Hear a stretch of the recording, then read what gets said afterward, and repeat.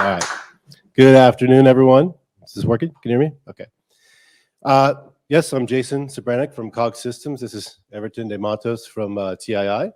And here to talk to you about, apparently it's a burning topic, the importance of a standardized and improved VMM for SEL4. So this should be the obvious bit of intro here, but SEL4 is a small and assured microkernel, and as was pointed out by Gernot earlier, perfectly good as a hypervisor, type 1 hypervisor.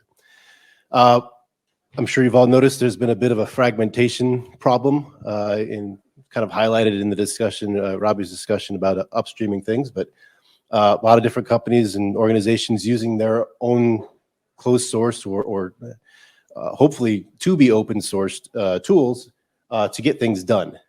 And that's provided a lot of short-term benefits, but doesn't allow the community to sort of enjoy and benefit from commonality. And obviously quickly get out of sync with the mainline.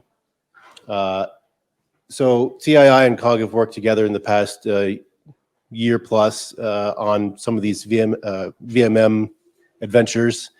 And we've noticed some gaps in the SEL4 stack, specifically VMM. And we just want to talk about some of those today and generate a community discussion around what can be done about that. Jointly, we worked on a white paper that's been, I believe it's been published, or you're going to pass out a QR code for that? Yeah. So basically just kind of want to get the community together to start discussing potential of building a standardized VMM as a shared effort, because it is a significant amount of effort. Also, Everton's going to go over some key design principles and potential features that we would, suggest for such an effort. One last note I'll make about sort of the driving philosophy behind this. We want to be collaborative, not prescriptive. I don't think we should necessarily give a formula for here's exactly what it should be done. But we are sort of going to kick off this discussion by describing missing features, and I'm sure we all agree that such an implementation would never be all things to everyone. And so maybe if we can come to a consensus about what things really should be in a standardized VMM, we can start there and sort of incrementally work it. Right, one size does not fit all, but we can recommend some high-level architecture patterns and best practices. So with that, I think I'll turn it over to Everton. Okay. So yeah, basically, this slide just show a bit about what we have right now, what we have available right now in terms of VMM. In this one, I'm talking a bit more specifically in CameCase because we know that we will have core platform, but it's working in progress, or it will be available in the next month or so. But what we have now as support for the VMM, the CameCase with this libsl4 VM and the VMM plat support. But and then we have a bunch of features that come up with those libraries or this CameCase support, but some things are still missing by the point of view of based on our experience, and also talking about this with other players in the community. Some things may be missing for fully VMM support, for example, and we are trying to highlight some of these features that we see as possible ones that could be present in a kind of a standard VMM.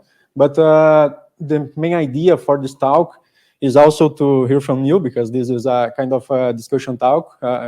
What we want to do here is something related to what Rob did this morning in the talk, but you should give some answers, or we should discuss together, actually.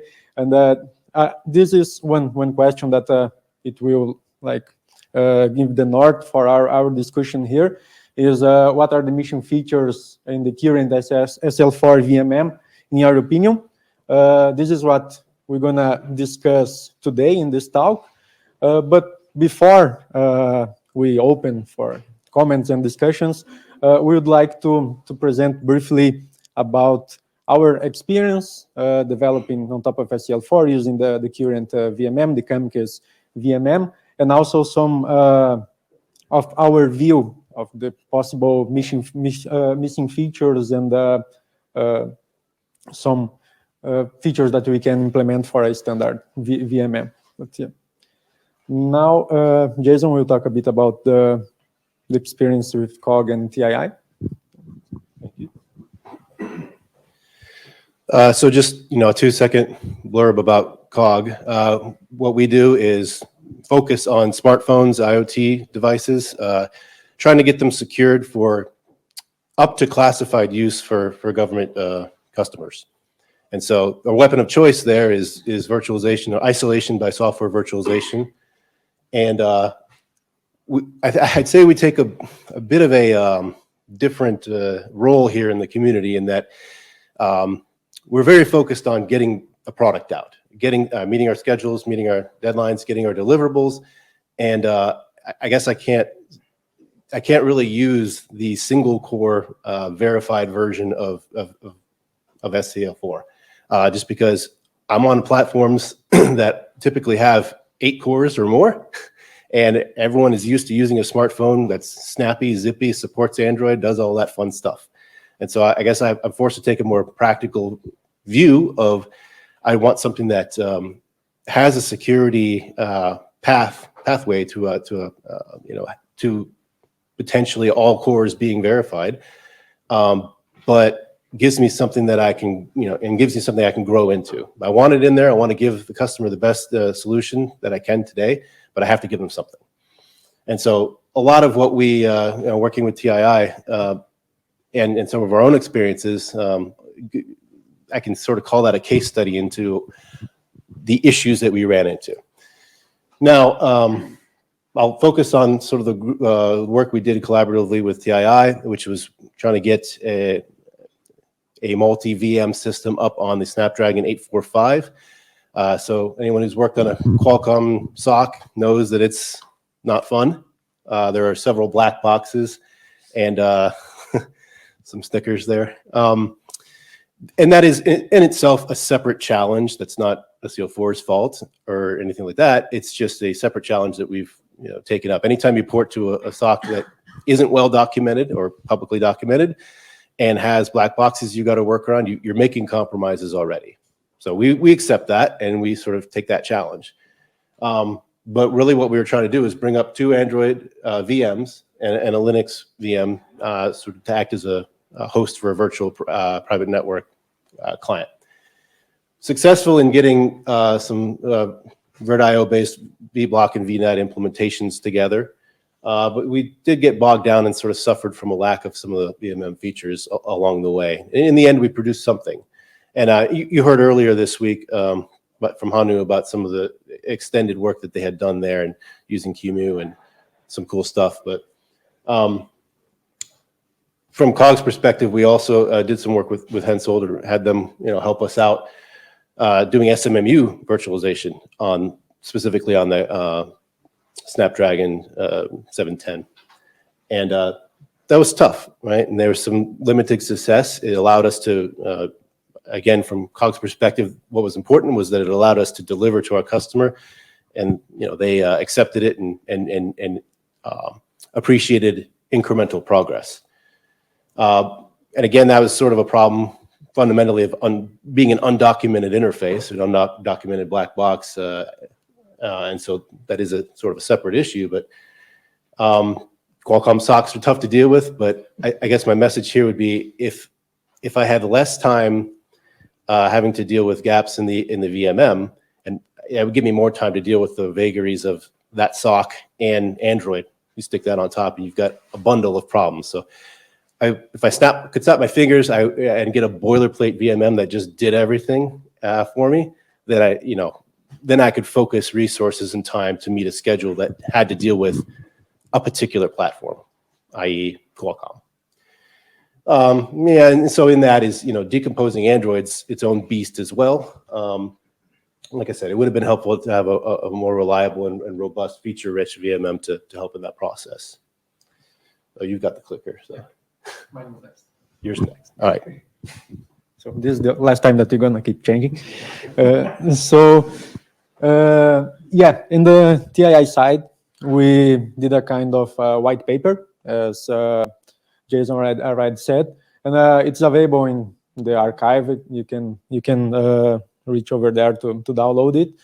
But basically, we summarize in this white paper the potential directions toward a standard VMM, and we get some input from some players in the community to write this paper. It wasn't just our ideas over there. We also talked with community to do so.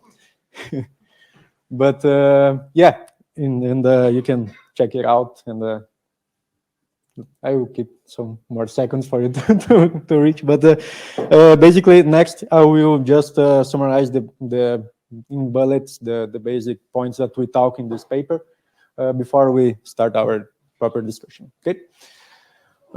So yeah, we put it over there some design principles for a kind of a standardized VMM.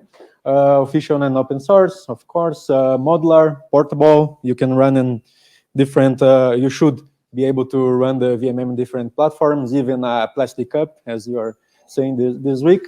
It should be scalable at some point. The secure by design feature is one thing that we are also talking a lot this week about, having one VM per VMM, or one VMM per VM, because it's the more secure way and logical way to do so.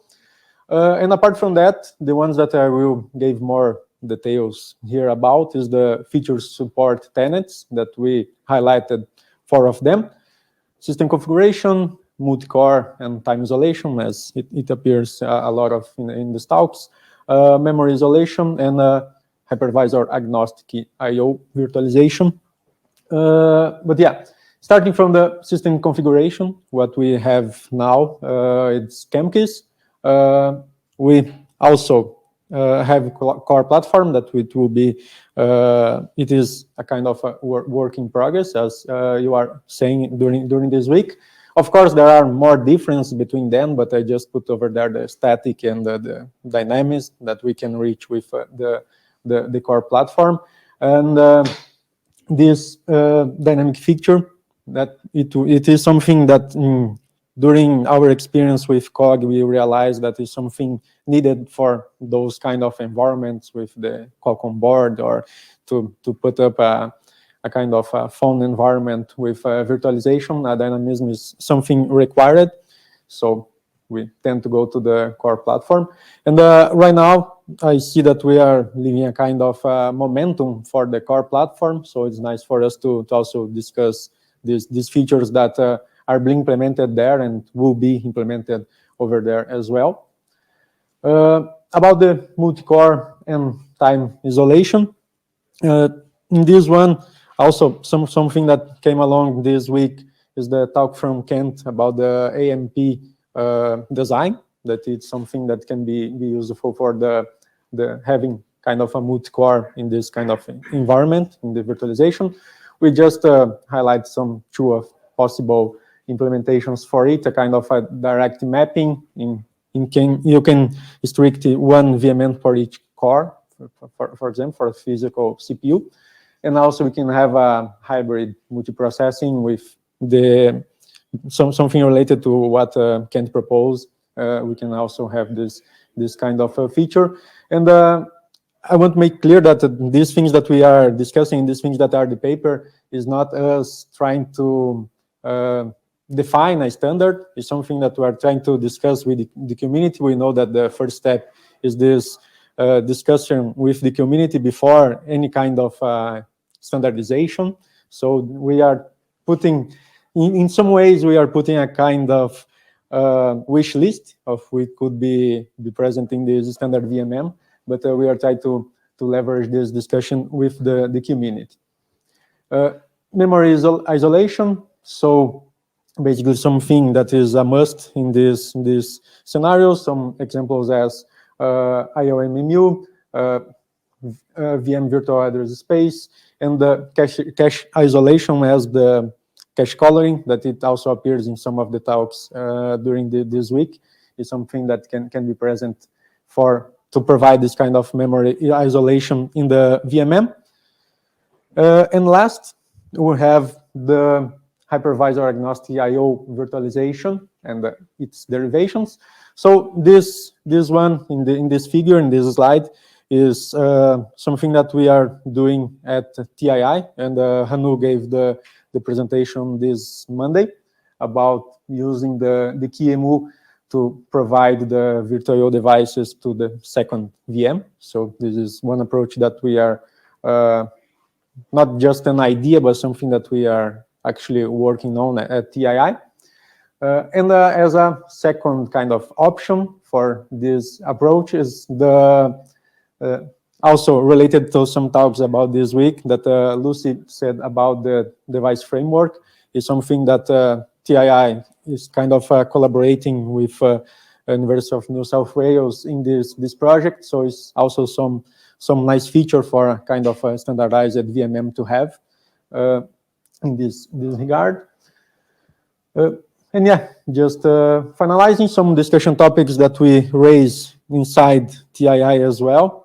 The kind of VMM API it is something that came along with that work that we are doing, the QEMU.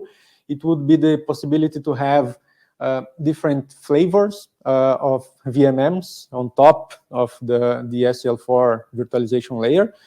So, for example, we are currently have QEMU, not as specifically to propose of a VMM, but to use the features of the QEMU, in our case, to enable the virtual device support. But we could also have cross VM and cloud hypervisor or any other VMM. And this idea is to develop a kind of a VMM API on top of SCL4 to be possible to run different flavors of VMMs. It's something that we are looking into at TII as well. And finally, no discussion about SCL4 will not be complete if we don't talk about the formal methods or the formal verification. And in this case, for this user space, what we are seeing that people are talking and also during this week is that the possibility of SCL4, the core platform, the CP, to being formally verified is something that would help in this scenario, in the user space, and also the SDDF that it intends to be formally verified in the future during the project as well, by what I'm aware of. So yeah, summarizing, I think we all agree that there are some gaps in the user space or in the VMM, and we are not trying to define a standard with this talk or at TII. We are trying to help to build this new standard or to leverage this discussion towards a standard or something that can be related to a standard, some kind of this. And we know that one of the first steps to define these features that should be and should not be at the VMM should be a kind of RFC that we were discussing this morning as well, which can be a pathway to that. And also we are with this idea of creation of work groups for specialized features inside the SL4 environment, something related to what we can see right now in the RISC-V community, that they have working groups for specific features. This is something that we could have as a suggestion, or we can debate, we can discuss about this, but it's something that we could have to leverage the development in this kind of area. And I'm concluding here, but I'll just let this question for us to discuss, but that was it that we have to talk. Thank you.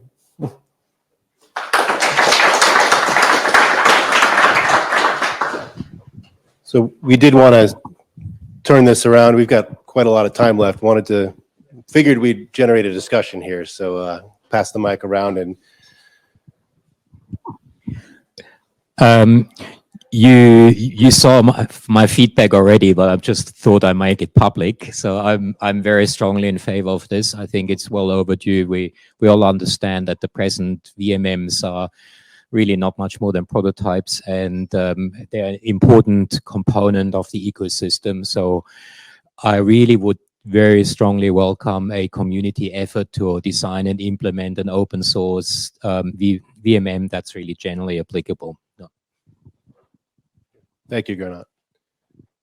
On top of that, I would say that, obviously resources and money just don't pop out of thin air, right? So perhaps the first thing that everyone in the community needs to look at is, what kind of opportunities do we have with our customers and elsewhere, other funding sources to direct towards this. And I know there's a lot of things that need to be done, but if this could be on a priority list, you could start looking at funding opportunities. I know that's what we at COG would do, what TII are looking to do. So nothing gets done unless you have a driving force behind it, a customer, a requirement, some funding. So that's the reality. And we all just, I'll put that out there so everyone starts looking at opportunities to do that. Any other questions, comments?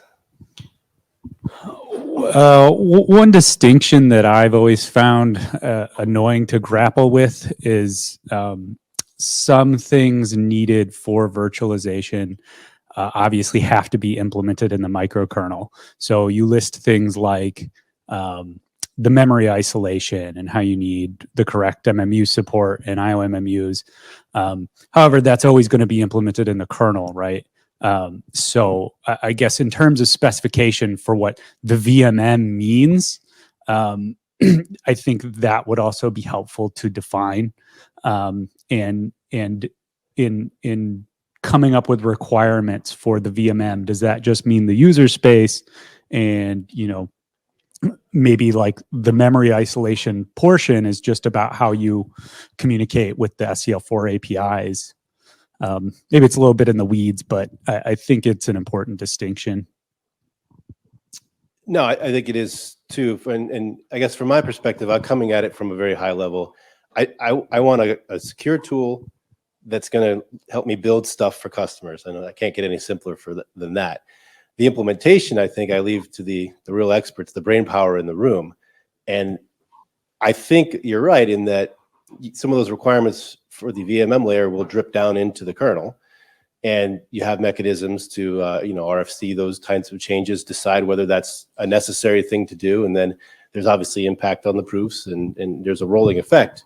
But if the community, again, decides that that's a worthwhile effort, the benefit is worth the cost, then that's something that you vote on doing.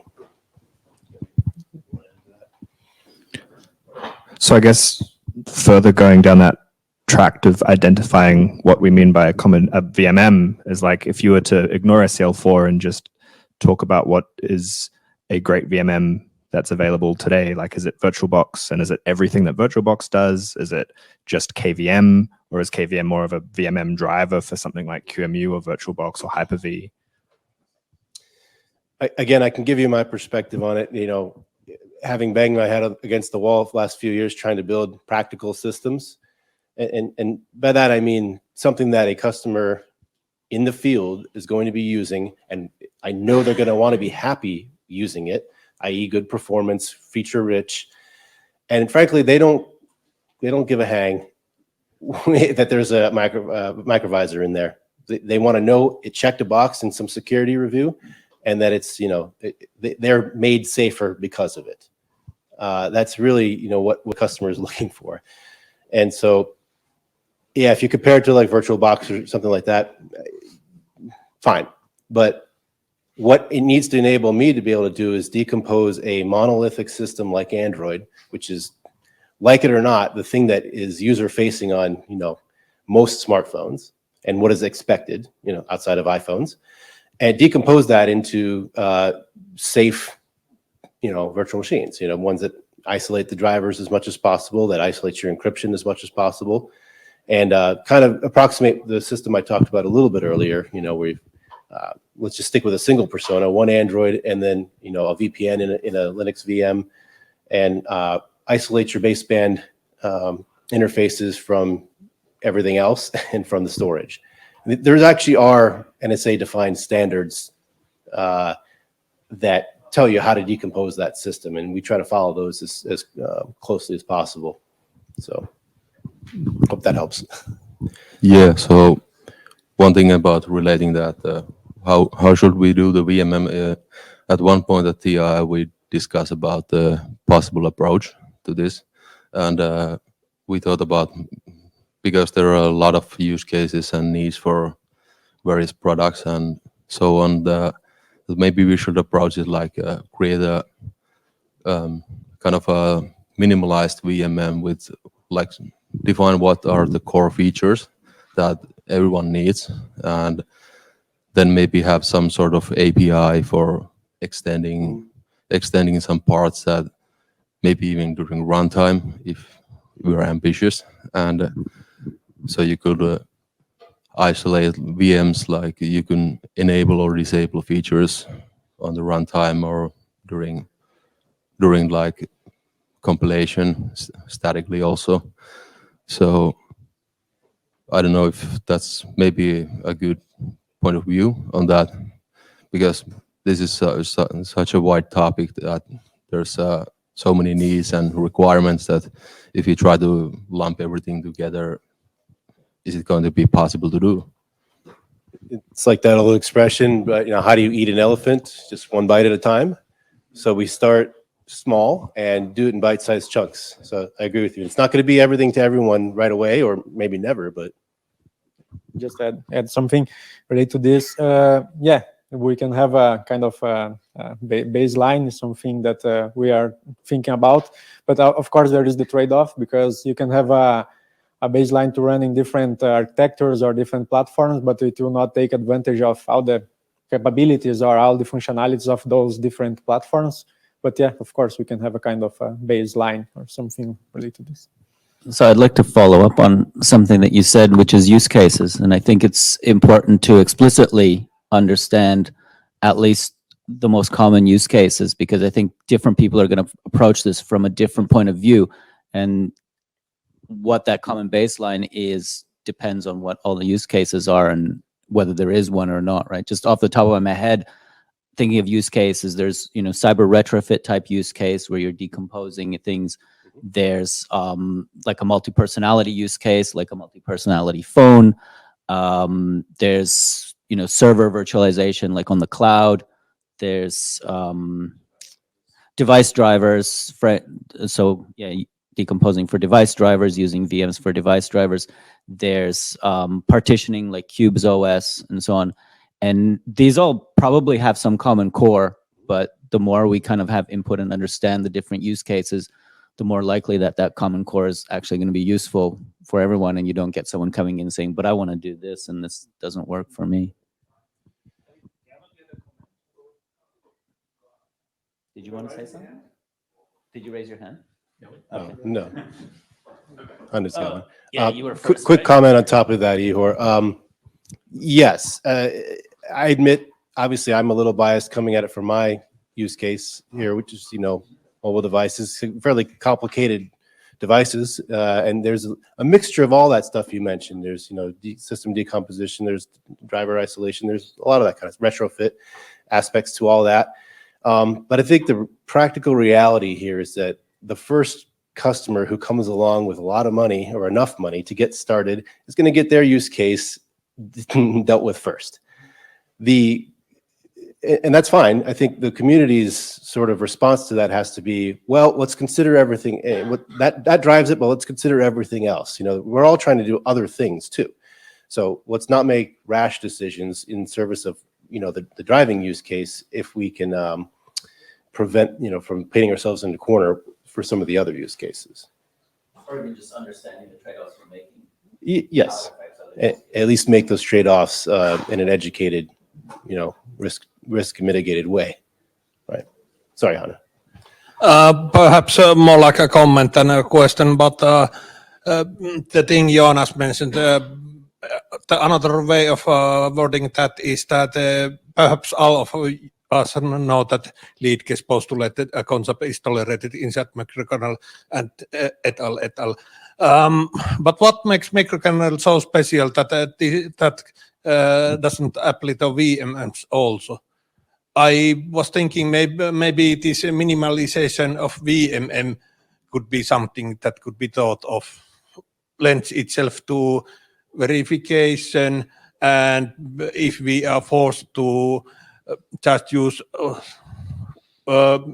limited number of these primitives that a VMM has, maybe that lends the VMM towards some more use cases. Like SEL4, it does not dictate how you can build things on top of that. Right.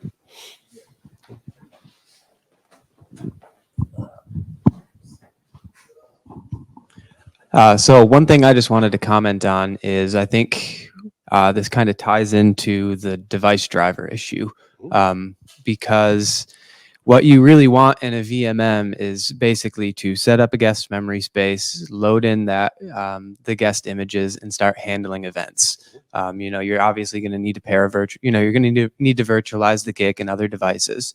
But when you start getting into systems that are more complex, I think Robbie's probably going to cover this in a topic later on.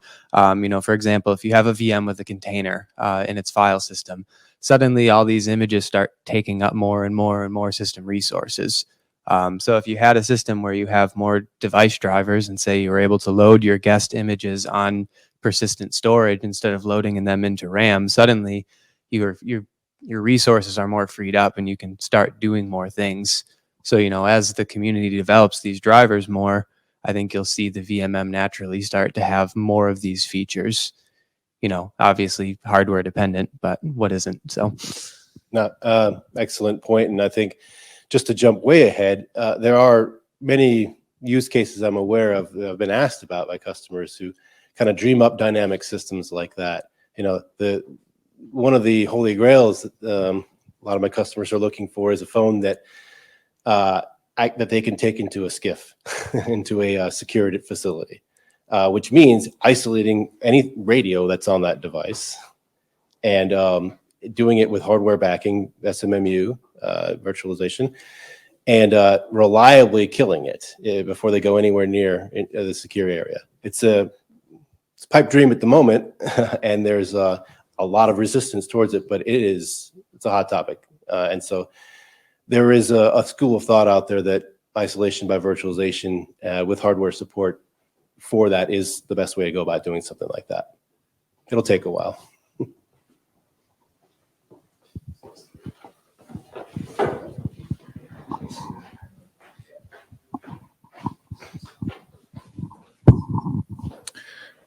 Yeah, I think I'm heading back to what Hannu said earlier, that what I find important is that we could identify a set of primitives that what the VMM needs, so that we can then compose different kinds of VMMs. Maybe one is listening on IPC, so that we can have dynamic features like creation of VM on the fly.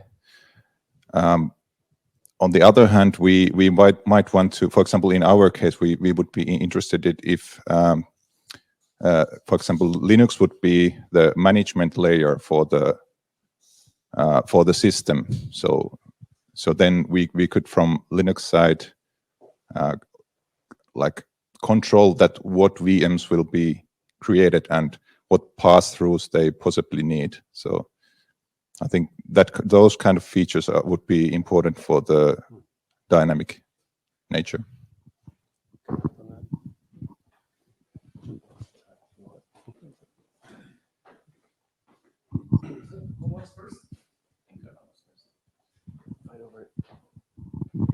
So we've got 8 minutes left. Can I suggest we have a discussion on process? How do we make this happen?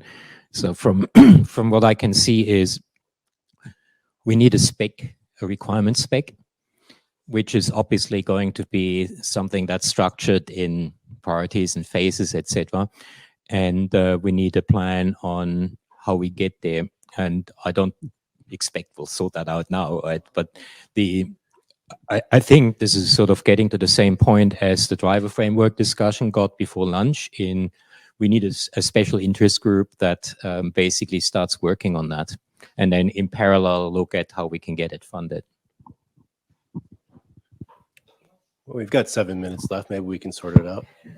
I mean, I agree with Gernot that, yeah, we need to have a good way of moving this forward so that it doesn't stagnate or anything. What I wanted to mention was I wanted to speak up for Grant, who's not here, who also had a use case for the VMs or a requirement, which is also inspection, right? Being able to actually inspect what's running on a VM potentially is I just wanted to mention that one as well. Yes. Yep. We left that one off. You're right. Building on that, not just inspection, but recovery. So, it's a level of dynamic control where it's not necessarily you need to be able to revoke and transfer caps, but you need to be able to at least restart the VM or chuck a new one in its place. Add an element of resiliency. Mm-hmm. Yeah. That's actually a good point, because one of the things I want to see is to get this all supported on the core platform. So that gets back to what are the requirements for the evolution of the core platform. From what I heard so far, it's all within the scope of what we're already planning, but we'd like to have that confirmed. Yeah, there's been some great developments this week that we didn't necessarily see coming with the core platform and the driver framework that folds right in to all this discussion. So great timing. Okay, so we have 3 minutes left. Any final comments? One of the things I think we shouldn't forget about is also the trade-offs and costs for the various kind of features and ideas that we have. Nothing comes for free. And so, we can't just have everything on our wish list. There's going to be costs involved as well and trade-offs. So I think it's probably important to keep track of those as well. And so real quick, back to Gernot's idea, how do we sort of frame this for moving forward? Excuse my unfamiliarity with how the foundation works with special interest groups or special interest, do we? Okay, so that doesn't exist. Right? Would it to start be something the technical steering committee would shepherd before we can get a specialized group set up for something like that? I'm not speaking but I think let's do this as a bottom-up community thing. Start a discussion. Oh, there you go. Start a discussion on Discord, create a group, a channel there, and hopefully there's some people who are going to lead this. And yeah, right. Grassroots. Okay, excellent. So the outcome, actually, one of the outcomes should be an RFC we can then run through and get blessed, hopefully, eventually by the TSC. That sounds like an action.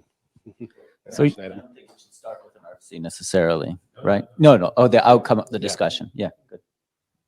So you're going to take the lead? Amongst others, yes.